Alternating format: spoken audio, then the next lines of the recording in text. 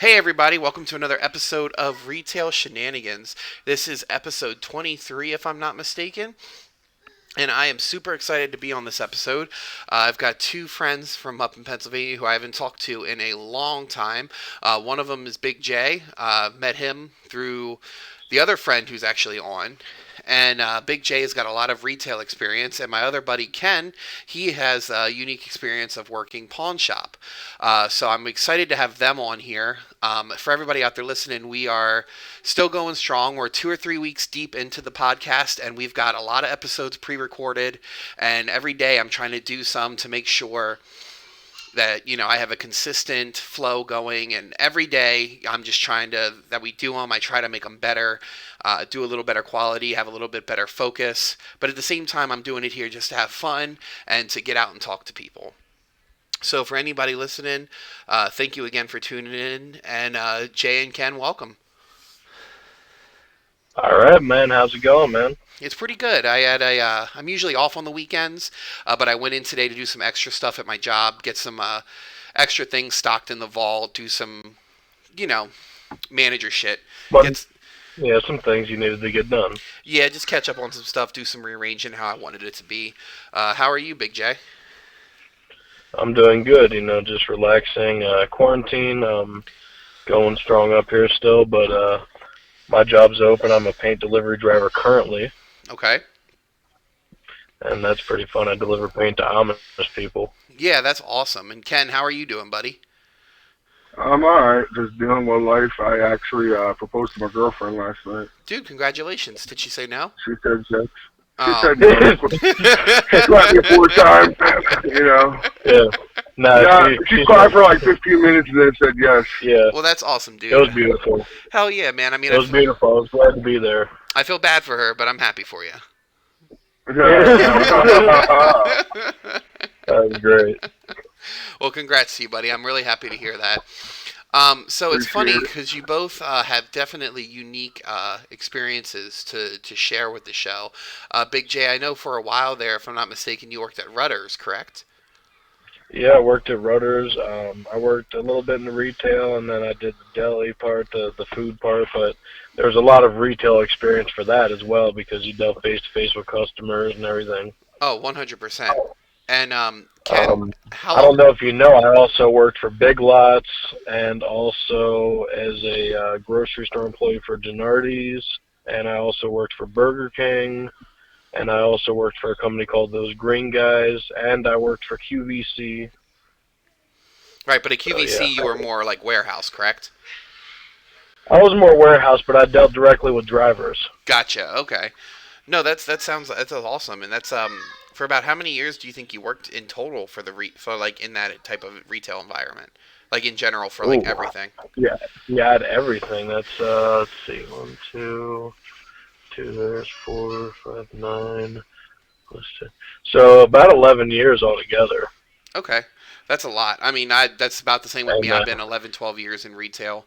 and and all different experiences as well. I mean, I've got some wild stories from each job, to be honest. No, and that's great, and that's exactly why we got you on the show because I knew we'd have a lot of fun and we'd be able to, have a lot of conversations about the things you've experienced. Ken, I know for a while there excuse me, I've actually how I met you is you worked at Turkey Hill. I'm not Yeah, exactly sure how long you worked there, but I know you about a year. a year. Okay. But I know you also worked at a pawn shop, or sorry, you worked at Game Shop. Yeah, Game Shop. Yep, I can English. I you worked at GameStop 3 times now. Oh I wow. worked at a GameStop one time. I worked at GameStop 3 times, and I ran a pawn shop as a manager for 2.5 years. And then I Yeah, worked at the only other pawn shop in York for a couple months too. that's awesome. That I'm really excited to get some of your uh, experiences because I know when I lived with you guys. I know it was always interesting on whenever I had a weekend off to come down with you and just see the interactions and just to see the people that would come in and out of the pawn shop. Yeah. Oh gosh, you don't even know the half of it. No, I totally I totally get it. I know that there's a lot of, especially for York City, there's a lot of crazy people out there. So Big J with Fucking right there is. yeah. Well, Jay, you're living in York now, right? Because I know for a while there, at least the whole time I knew you, you lived up in Lancaster, but now you're living in York, right? Yeah, I lived in Lancaster with my soon-to-be ex-wife. Okay. But yeah, I lived in Lancaster for fuck, at least 9 years. Okay. Before that, I lived with like down my parents' way in Coatesville and stuff like that, Avondale way, Right. That's a hell of a and hike. actually that's where some of my retail experience is too. So Fantastic. Um, so really, that's already both of you have answered a couple of my questions already, which is fantastic. But Big J, when you worked at Rutter's, if I know just from personal, from talking to you, that a lot of times, if I remember correctly, you said you were running the deli section, right? Like you were doing, like you would cook the food and everything, right? oh, I did everything, bro. Third shift, that's what we did. We prepared for first shift. We cleaned up after second shift's fuck ups. Mm-hmm. We did every customer order that came in. Everything was made fresh. Third shift was always the best. Everybody always graded us the best. We were always voted the best by the customers, and it was every time that I was working. Dude, that's awesome. Bro, that sounds like when we used to have to go on night shift and the day shift didn't do anything. Yeah. Uh-huh. Oh my God. That so anybody listening, Ken and I worked together for a couple months at at the store he was at Roosevelt. I transferred in there for a couple months, and then I don't know how, but I know I went back to my store, and then I forget exactly how, but then Ken came too eventually, and it was an absolute nightmare because the first shift, granted everybody was busy. We were in a store like right on the edge of the city, and it was always fucking busy in there. So of course, the first shift really didn't do shit, didn't get anything done, and then it was time for them to clock out and they fucking left. So everything was left for us to clean up and recover and still be busy and all that other shit. But heaven forbid if we missed anything, then it would be our asses. Or a long note on paper. Yeah. I still to this day believe that's how it is at every fucking job. First shift, they don't, they're the babied shift. They're the favorites. Because the managers are used to everything. Exactly. Second shift, they don't do shit. Third shift gets stuck with everything for second shift and trying to prepare for first shift. Well, So third shift gets shit on from both sides, technically. right. Well, I will gladly say that that does not happen at my store. We have a first, second, and third shift because we're 24 hours. Majorly, I run the first shift because I'm usually there in the mornings. But our second shift is 100% dynamite. Our guys go in there. There's only ever there's only ever two of us during the day either. But they go in, they make sure they get all the trash done. We make sure, well, first off, before we leave, we make sure everything's done. We make sure all our dishes are washed, all the food is prepped, all the trash is out, that the vault's filled, everything's wiped down, stocked.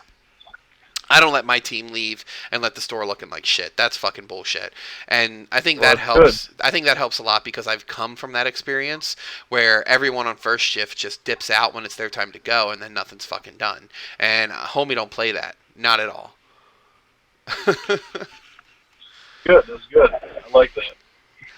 But yeah, so basically at Rudders, if Judy and me weren't working together, if it was me and someone else, Hmm. I was basically the one doing the work. Gotcha. I was the one running it because they were dumbasses. They didn't know what to fucking do. I worked with a guy who didn't know how to make a hot dog with relish. That's pretty fucking lazy. I think that's just being lazy. Well, that guy, his mom apparently won Wheel of Fortune a couple years back, and he was riding on that until she ran out of money, so he had to get a job. Okay, but still, I don't understand how you don't know how to make a fucking hot dog. He didn't know what relish was. Yeah, that's whatever. Yeah. People are stupid sometimes. So Ken, kind of flipping over to you, with your 2.5 years at the pawn shop, do you kind of want to run down like a typical day for us, like how your day went, like, because I know you were managing it, so I know there were a lot of times where Don't you leave said, anything out. I know that there were times where you said where the owner would, he'd go on these vacations and whatnot, and it would be pretty much just you running it. So, how would Yeah, during the summer, just about every every 2 or 3 weeks he'd go on vacation, and like sometimes he'd take a cruise to the Bahamas and he'd be gone for a week, and fantastic? I sometimes couldn't get a hold of him, and like a normal day basically entailed me coming in. I open up the store, lock all the doors, turn the lights on, count the register, make sure that there's only a certain amount of money in the Mm. register, put the rest in the safe, and open up. And by then, I already have like 4 or 5 people standing in line waiting to come in. They come in, they start rushing around, looking at everything, coming up to the counter like, "Hey man, I got this to sell you." And that's where it gets creepy. It can go from anything to being a PlayStation 4, PS2. Right. So some guy came in one time with a razor. He's like, "Abraham Lincoln shaved with this," and I was like, "Oh yes." I was like, "Oh okay." Dude, just thinking like it was for like the 1970s, and he told me Abraham Lincoln shaved with it. Right. With no documentation or anything, huh? No, nothing. Like You gotta check the DNA on that one. it's still got a power cord you have to plug into the wall. Gotta love crackheads, man. Oh man, those crackers like How many good magic cards you get off them now? a lot. I used to get magic cards a lot off of them because they come in and only want a little bit. My boss will buy them, and then 2 weeks later I got to buy them. I made a good bit of money off magic cards from there. Shit. All I know is trust me. I enjoyed it because I know when I lived with you, I had moved in with you guys because I had left my wife, and then I was living with Nate and his wife for about a month and a half until you guys were sure that you had a spot, like a room for me. But I know when I moved in, I pretty much just had like my clothes on my back, like, and my Xbox and stuff. So I almost had nothing. So I know I always loved. That I had a connection with you at the pawn shop because anytime a nice TV or something would come through, you'd be like, "Hey Ray, you need this?" Yes. Yep. So Yep, I still got that kind of connection there. that's awesome. Even though you don't work there, you still have it good Yeah, relationship there. I just bought a 55-inch Samsung LED UHD 4K TV, smart and everything. It's 2019. I paid $270 for it, and it goes for like $550 used. Yeah, that's awesome, man. That's great. Yeah, connection there's Dickhead Josh, isn't it? Yeah, dickhead Josh. Oh God, I remember him.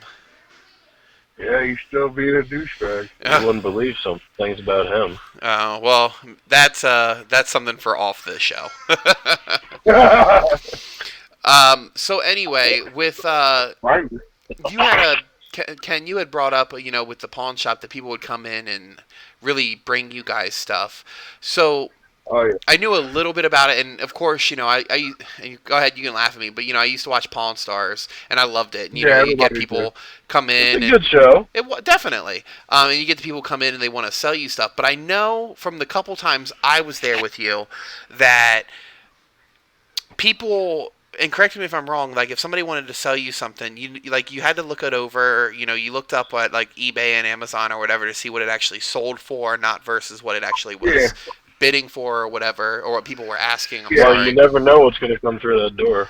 Right, Yeah, we had to look up everything. We had to check the condition. right, If it looked good, I can buy it at a higher price. If it looked worse, I couldn't buy it at a higher price. Like, and I had to make sure that I'd sell it. I'd give you more if I could make sure I could sell it sooner. right. Like, as soon as we had to hold everything for the state law of Pennsylvania, it's 14 days. Okay, So we couldn't sell anything we bought for 14 days. So if something came in and I can give you $70 for it and it goes for 200, that's because after my 2 weeks it'll sit there for a while before it'll sell for 200. right. If I can get it in 2 weeks and it comes out and I put it online and sell it within that first week, I'll give you 100. You know what I mean? No, fucking right. That's awesome, dude. I mean, and even thinking about it in that sense, buying something and sitting on that merchandise for 2 weeks that's taking up space, that's valuable space you could be allocating to other things. Not just that. We used to put our stuff in tubs when we buy it. So I used to think how much money is in that tub right now, Right. just sitting in there. So basically, like say we give out $3,000 in one day, you might as well just threw $3,000 into that tub and just let it sit in that tub for 2 weeks. Yeah, and not being able to fucking touch it. Yep, and not be able to spend it, do nothing with it. It just had to sit there for 2 weeks, and you had to look at it.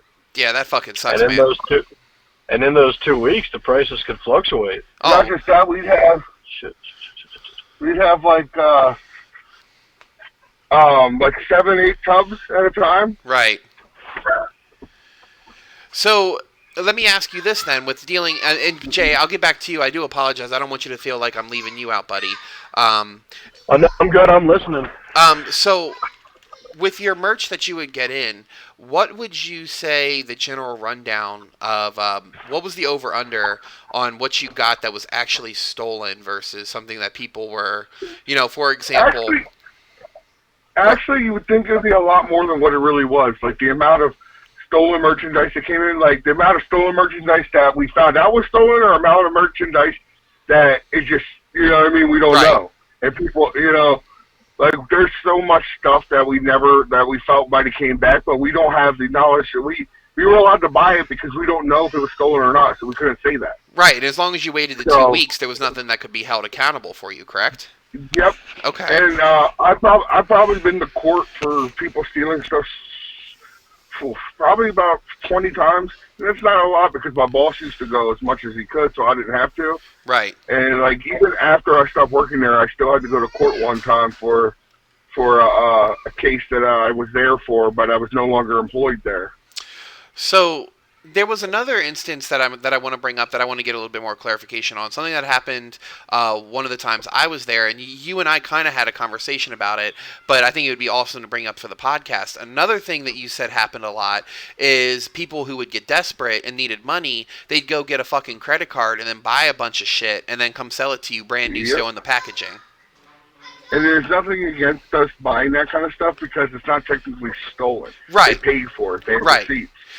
They're because of that, they're stealing it and it's sensible in themselves, but they're hurting themselves doing it. Right. It's not like they're stealing it. Right, exactly. That was my point. Like, yeah, they're not stealing it 100%. They're paying for it, but they're really fucking themselves up in the long run because they're taking that giant hit on their credit report just to get easy money. Those people don't care. Right. They don't care. Right. And I hate to say it, but I mean, you guys were in the dead center of the fucking city, so really didn't give a shit. I had like a 65-year-old woman with knee-high, with shorts up to her, like, her inner thigh, like talking about, I'll go back with you in the back room and, basically saying she'll give me sex for 20 DVDs. Jesus. For DVDs?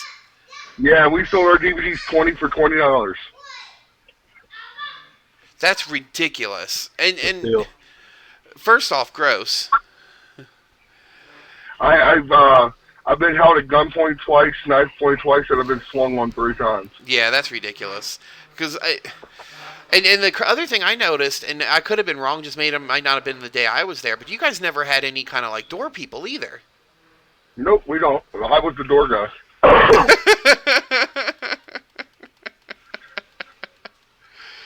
That's funny. For anybody who doesn't know, who's never interacted, all 3 of us here are 3 big guys. We're tall and we've got a lot of chunk to us. So it's funny, anytime the 3 of us went somewhere, we were always grouped in with each other. And to say that Ken was the door guy is a pretty good estimation. Man, but when we went to the fucking buffet together, shit. They wish we were out the door, guys. I remember the one time we went to that Mongolian buffet, and you could see all the Asian ladies behind the counter like, oh, no. Oh, hell no, here they come again. They were like, last time we almost went under. Oh. God, I miss you guys. I wish you would have got Taylor instead of them. Oh, I miss you guys. Miss you too, buddy. So then, Jay, I can swing this next question around to you. So then, with your experience, not even just with Rudders or like some of your other grocery or even GameStop you had mentioned as well, if you had to think to what your favorite or best memory of working in retail, what would it be? Oh man. Well, okay. Can I do one thing here? I want to start it off with my worst memory. Well, that's next. That's the next question. Okay. Yeah, so right. we start positive. Yeah, we start positive and then we go negative. Actually, wait, why do we go negative? I got a really good positive story. No, I said why do we go negative after positive? That's depressing. Well, the show ends on a positive note, so it's not like I end it with that. I got a really good positive story. I do. No, that's fine. When I do. You tell yours, I'll tell mine. Okay, all right, well, go when I ahead. was working at the pawn shop, when I was working at the pawn shop, there was this guy. They used to come in with his girlfriend, and you could tell that they were messed up. They were strung out, you know. And they come in and sell us stuff. And one day, the police came in looking for his name, and they arrested him and his girlfriend and put him in jail. Fast forward probably about a year. I was working at the other pawn shop in New York, and he came in and he's like, "Hey man, you used to work on the street, right?" The other one, I was like, "Yeah." He's like, "Dude, I'm clean. I just got out of jail. I got my own apartment. Blah blah blah." I'm like, "Oh, I'm glad to hear." He's like, "Yeah, I'm doing pretty good." He's like, "I've been clean for almost a year now." So then he came back in like 2 weeks later, and he's like, "Dude," he's like, "I need you to come outside, please." He's like freaking out. I'm like, "Oh God, I hope nothing happened," you know. So I asked my boss if I can take my break, and he's like, "Yeah, sure, go ahead." So I go walk outside. He's like, "Bro, I bought my first car today." Dude, that's fucking awesome. And he showed me his car, and I thought that was one of the coolest things that ever happened when I worked somewhere. Like, you know, I watched this guy being a drug addict basically turn his entire life around and get an apartment and a car within a year and a half. Yeah, that's awesome. That's fucking amazing, and that's especially working at a pawn shop where you see a lot of the people that are come out that are addicts, and you know they're trying to sell you everything just so they can try to. Which I'm not saying everybody who goes to a pawn shop is that way. That's not what I'm saying. Yeah, but I can even give you a terrible story, like you know my worst story. Well, I know that off the top of my head too. Next. Yeah, yep, that's I'm saying next. I know that one too. Cool. So let's All take right. a pause. Well, with my best story. Yeah, let's hop over to Big J.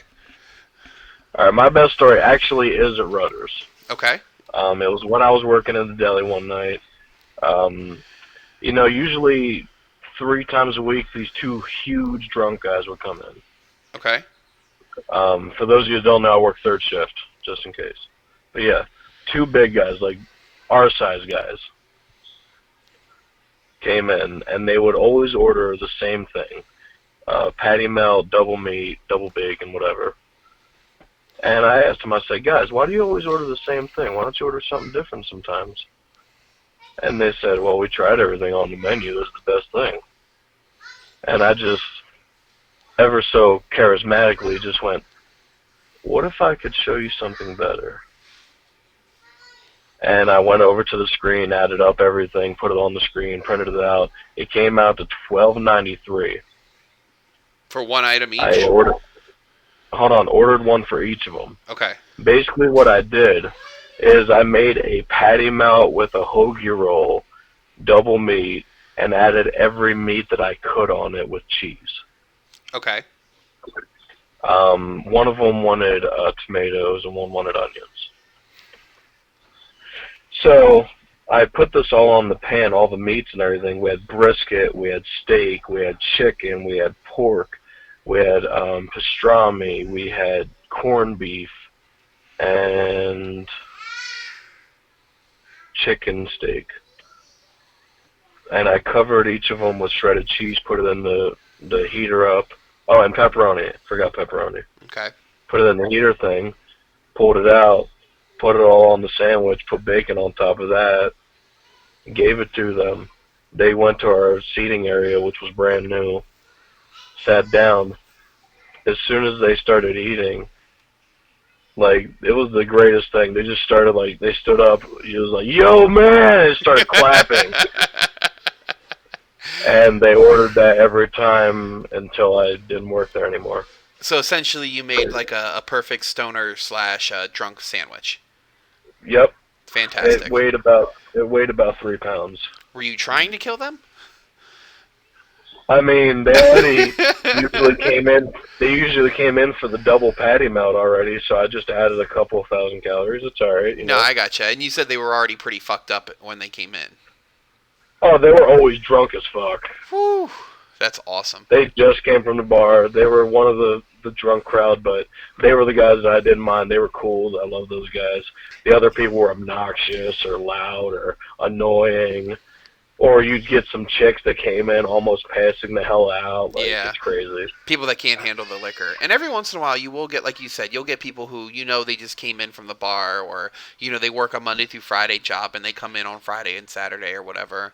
And they just really, like, that's their time to let loose and to, like, unwind. And sometimes you can really get some awesome people like that. But then again, like you said, you'll also run into the people that are just dumbasses. Yeah, and to be honest, in my experience, most of my customers that I dealt with, in all of my experiences as a whole, have been really positive.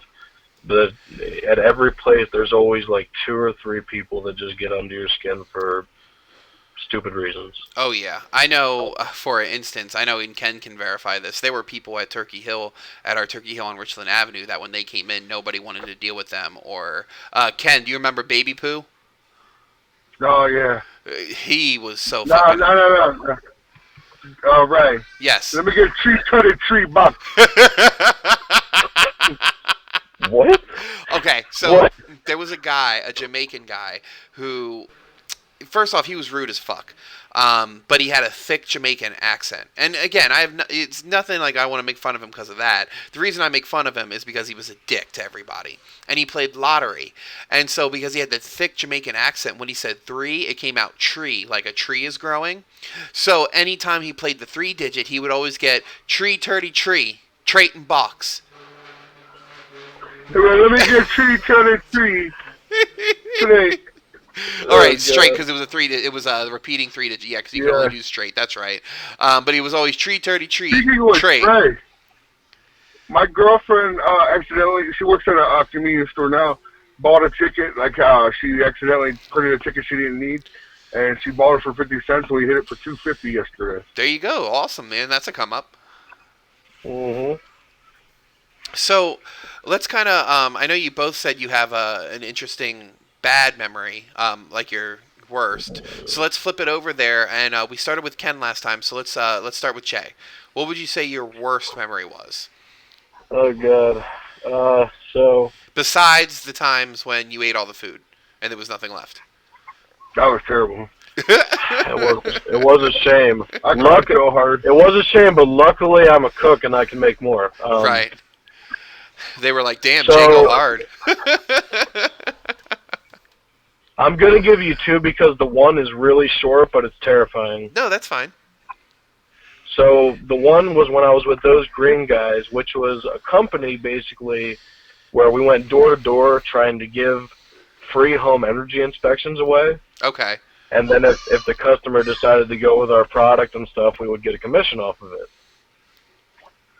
I knocked on this one guy's door. I heard probably like 4 pit bulls barking from the basement. So I was like, okay, butt cheeks clenched a little bit right there. Guy answers the door about 5 minutes later. Why do you stand there? It's not 5 minutes. It's felt like that. Right. It literally felt like. So he answers the door. He's in a wife beater. I'm pretty sure it was boxer shorts and boots. Yeah. Yeah. I'm getting immediately Pulp Fiction vibes here. Got hit. Yeah, I know, right? But I immediately got hit in the nose with the smell of alcohol, so he's drunk. Well, I say, This sounds like the beginning of every Forensic Files episode. well, For real. Was he fingering his anyway, belly button? Yeah. No, so I started doing my script I'm supposed to do, right? Uh-huh. I go, hi, sir. My name is Justin. I'm with those green guys. We're walking around the neighborhood today trying to give away free home energy inspections. That way you can see what you can do to improve your home and reduce your energy costs. He goes, what the fuck are you talking about? I said, I'm sorry, sir. I said we're giving away free home energy inspections. That way you can see how to save on your energy bills. Mm-hmm. He immediately pulls out a gun and says, get the fuck off my property. Starts running after me. I'm run off the property by a guy with a gun. Oof. So I quit that day. They took your germ. It's a murder. I gave it to him. I gave him my fucking job. Whew. I said, you could have it. I'm not getting shot over free home energy inspections. Yeah, just the whole time that story, I just was getting Pulp Fiction vibes where, I just expected somebody in a ball gag to walk out, be like, nah, I'm Oh, pretty God. fucking far from okay. Yeah. And Nah, what was your other story? my second one was at Rudders. Okay. So this didn't happen to me per se, but I was there for it. Hmm. I saw everything and heard everything. So I'm in the deli, and there's a new kid in the retail section. Young kid, about, let's say, 17. Man, look at me, sound fucking old. Right. Anyway, 17. I do the same fucking thing. And yeah, I know, right? Anyway, so he's 17. He knows all the stuff of retail and stuff. One of the jobs of retail is they have to clean the bathrooms. Okay. He's doing it the way he's supposed to do it, down the list the way it's supposed to go. Right. The other retail people all have their own thing how they do it. Right. But so this one big fat trucker. I mean, I'm fat, but this guy was fat. This guy, like, he was a boulder walking. So if he wasn't, so like you're the oops all berries, was he just the oops? Yeah, he was the oops. He was the oops goddamn. So, we'll tell the oops all berries story in a little bit. Yeah. Anyway. So he goes into the bathroom. He's in there for like literally 45 minutes. Oh God, that poor toilet. Now the thing is, the retail guy didn't see him go in. I did. Right. Trucker comes out, runs out, like out to his truck, gets in, drives out. I was like, that's very suspicious. Yeah. So the retail guy, he's on the list, gets to the part to go clean the bathrooms. No one has been in the male bathroom since. It's been about 20 minutes after the guy left. Okay. He walks in. Immediately I hear, what the fuck? Oh! He comes out. Almost throwing the fuck up. Oh no. I said, dude, what happened? He's almost throwing up. He couldn't talk for a minute. I gave him a minute. He said, dude, it's everywhere. I said, what? He said, dude, there is shit everywhere. It's all around the seat, under the seat, on the walls of the stall. He said the pair of underwear stuck to the wall of the stall. That's disgusting. Yeah. God damn, I hate people. God, I mean, don't get me wrong. Yeah. That's gross. I wouldn't want to deal with that, but I also wouldn't deal with some of the stuff we ran into at the Richland store, where yes, we had that as well, but a lot of our things is there was blood and needles everywhere. Yeah. And that's... Remember the day we cleaned outside and found that bag of needles? Yes, there was the bag of needles, or how many times would we go out to clean and we were sweeping and we'd find used condoms by the dumpster? Like, who tells their person, like, hey, baby, I got a real nice special place to take you? We can get all the food we want when it's thrown out. Oh, it's fucking gross. Meanwhile, well, at least I guess they were using protection because we don't need them repopulating. Okay. Now that kid, he called the manager, and the manager said, well, you got to clean it up before we get there at 6 or you're fired. That's bullshit. That's total bullshit. It's part of it. She said because it's part of his duties.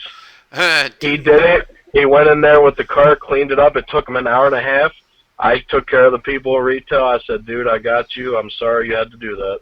Yeah, He came out. He quit a week later. Yeah. And then also, he called corporate on them and told them what happened, and I confirmed it, so they got in trouble. Hell yeah.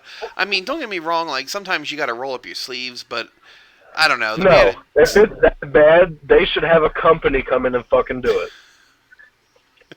You ready for my story? Oh, most definitely. Hopefully it's not as shitty as that one, pun intended. But no, mine's extremely depressing. I ain't gonna lie to you. Sorry, mine was so crappy. So, like, depressing like your life, or worse? Yeah, no, depressing like Cousin Josh's love life. Hey. 2-2, take 4. 2-2, take 4. 2-2 first straight, take 4. Woo! Oh, work. But Yeah, man, hold on.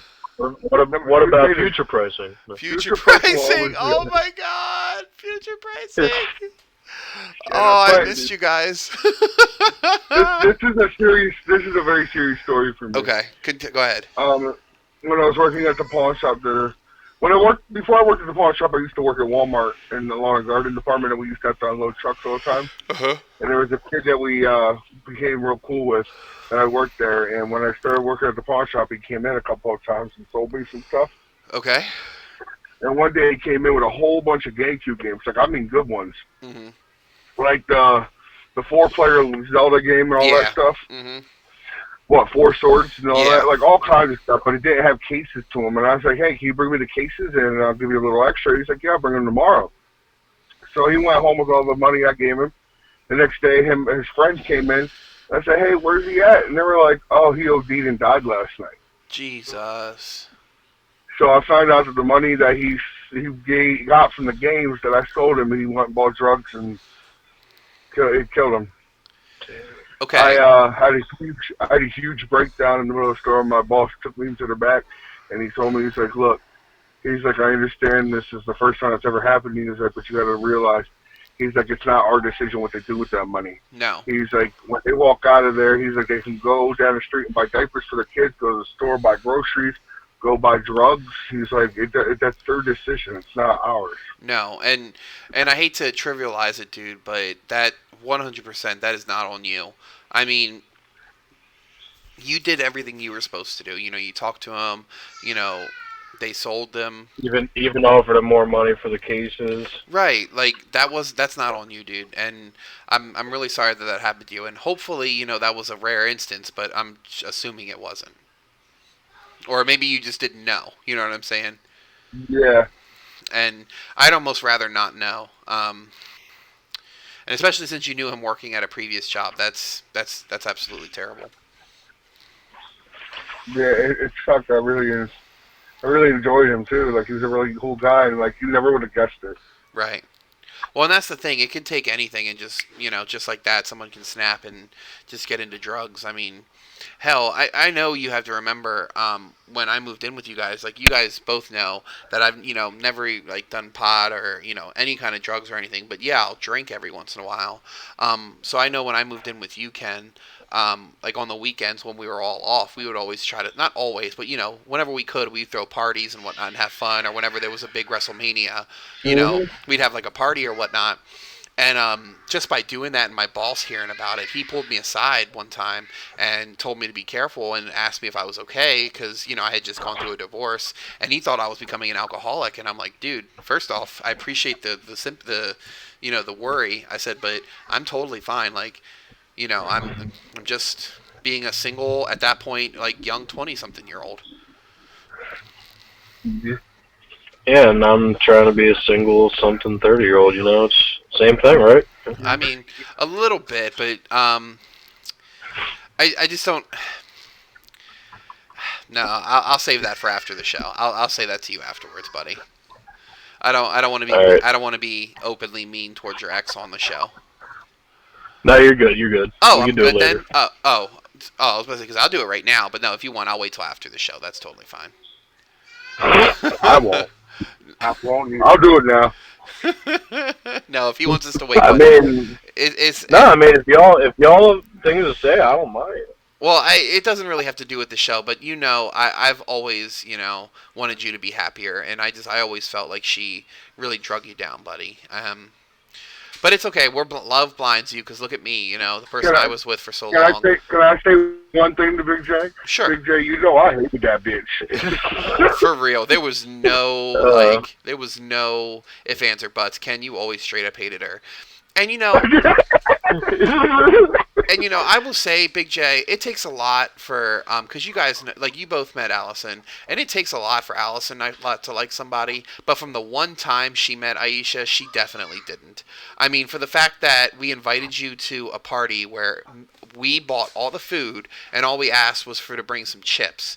And she was so stingy about some fucking potato chips, and then didn't even let you stay the whole Yep. fucking time. Like, that's Yep. bullshit.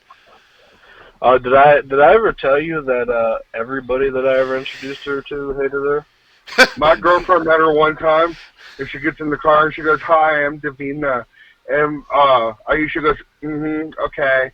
And she goes, Jay's like, "Do you still want to get a picture of the wall?" She goes, "Fuck you, I hope you die." Jesus That's Christ. the first three. That's the first three things my girlfriend ever heard her say. Like, Wow. Yeah. Well, anyway, that's something we can talk about post show, later on. But moving on. So I know both of you are in different. Ken, what are you currently working, or are you unemployed currently? I sell stuff from home. Okay. And Jay, I know you said you deliver paint. So this is a question really to go out to both of you, and I can kind of tailor it to each of you. So Big J, the question is really, would you ever go back to work for Rudders? And Ken, would you ever go back and work for the pawn shop? Pawn shop, fuck yeah. I would not leave my job. My job right now is sweet. Okay. So I'll get back to you then, Jay, real quick. Ken, I know you said you would, right? Yes. Is it because you like the work and the people, or did you just? Is there? Can you give me a little bit more info on why you would say yes so easily? Is it just that you really liked it? I miss the customers because I had some cool customers, and Yeah. I miss the people I worked with and everything. Like, I will always have a found respect for my boss because when my father died 5 years ago, he gave me off the entire week, paid me, and then came to the funeral. You know what I mean? Like, I Yeah. have respect for something like that. Yeah, that's So, awesome. I'd always go back and work because I love that work. Like, that's my style of work. Like, I prefer it. Like, I like haggling and making money and, making sure people are happy doing what I can do. Like, I know so many people just because I work at a pawn shop. Right. And that's the thing too. Even when you worked at Turkey Hill, you were just a very sociable person, and people just grab like even though sometimes, and I'm not saying this to be rude because I love you to death.